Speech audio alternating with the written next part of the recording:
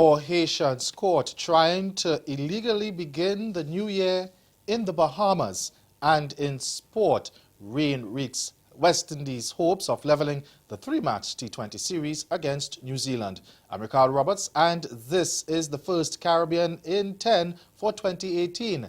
It's Tuesday, January 2nd. I'll be back with the details in just a moment.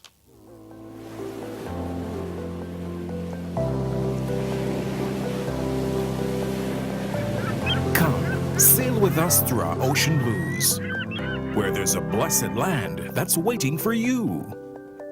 Shh. Look, listen, feel. Realize your dream escape that's magically surreal. The best kept secret, a place you'll never forget, where adventure beckons with every gentle footstep. From lush mountain green to warm volcanic sand, submerged in splendor, our 32 enchanting islands. A kaleidoscope of experiences. No need to look anymore. St. Vincent and the Grenadines, the Caribbean you're looking for.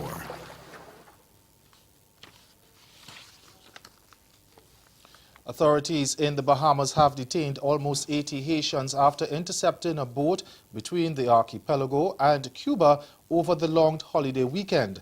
Yesterday, the Bahamian Navy intercepted the 40-foot vessel with 76 illegal Haitian migrants just days after another vessel with 87 Haitians on board was stopped in its tracks. The Royal Defense Force said the migrants were handed over to the immigration authorities for possible repatriation.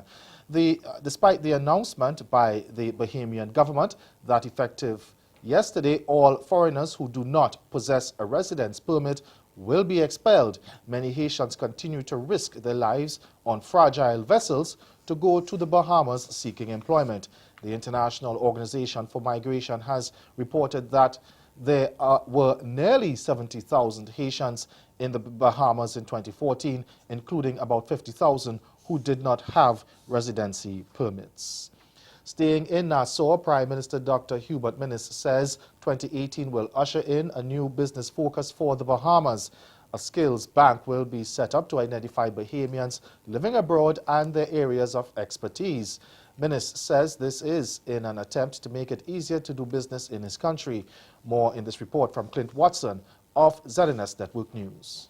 Bahamians throughout the USA and the world are being sought after by the government to fill roles as investors, consultants, and employees. Prime Minister Dr. The Honorable Hubert Minnis confirmed this move following a recent trip to Washington.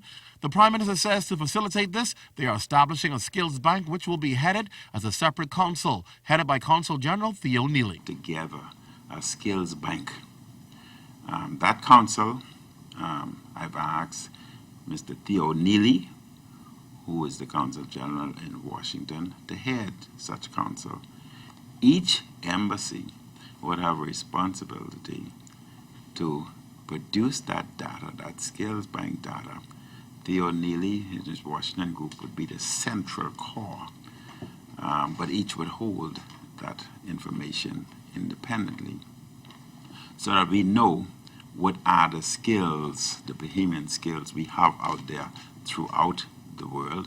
Dr. Minnis further explained that all investors will have to come through his office, and at that point, they can pull from the data bank. Jamaica's Prime Minister Andrew Holness says he will lead a national campaign against all forms of violence this year. His announcement yesterday came on the heels of the country recording more than 1,500 murders in 2017. In his New Year's message, Holness said more must be done in 2018 to protect women and children from violence and aggression.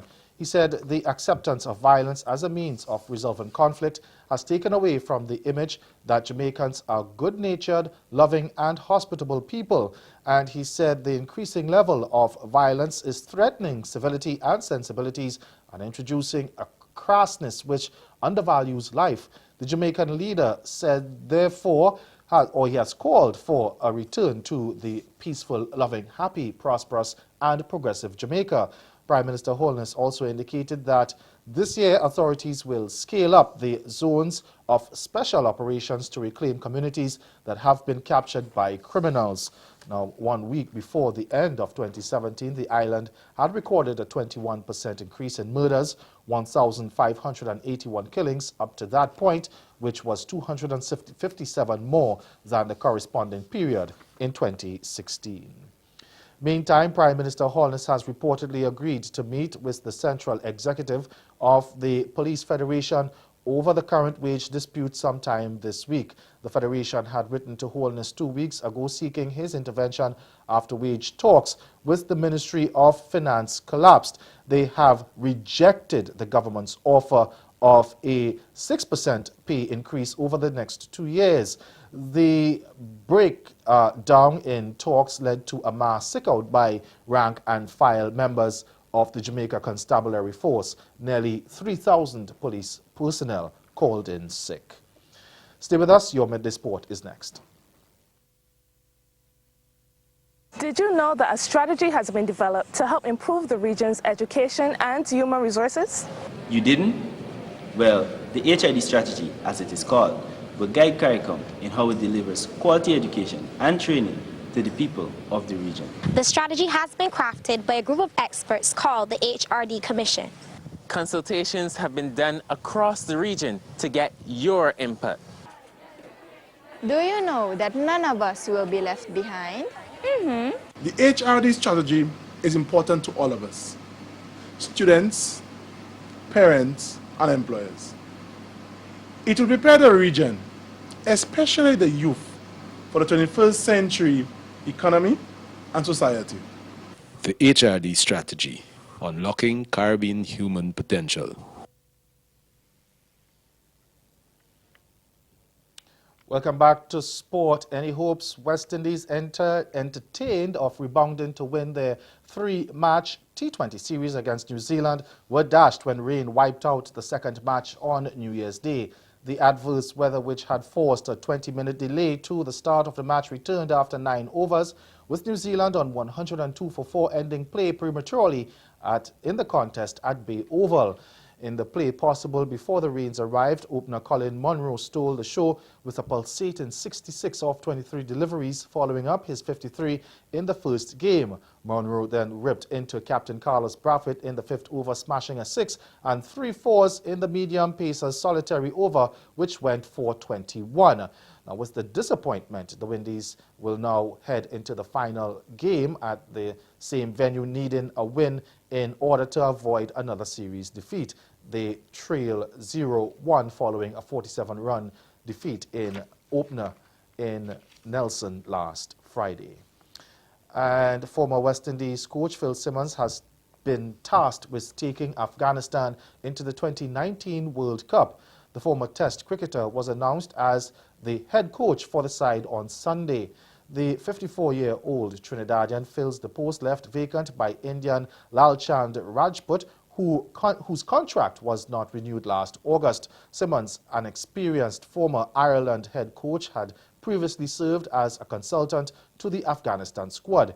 He will now link up with the Afghan side in Dubai, where they are preparing for a limited over series against Zimbabwe scheduled for February. Simmons will also oversee Afghanistan's campaign at the all-important World Cup qualifiers in Zimbabwe next March, as they chase one of the 2 remaining spots in the showpiece in England the following year. The 10-team tournament involves West Indies, who failed to achieve direct qualification because of their number 9 ICC World ranking. And that's Caribbean in 10. Join us again at 6:30 for Caribbean Newsline. Good afternoon.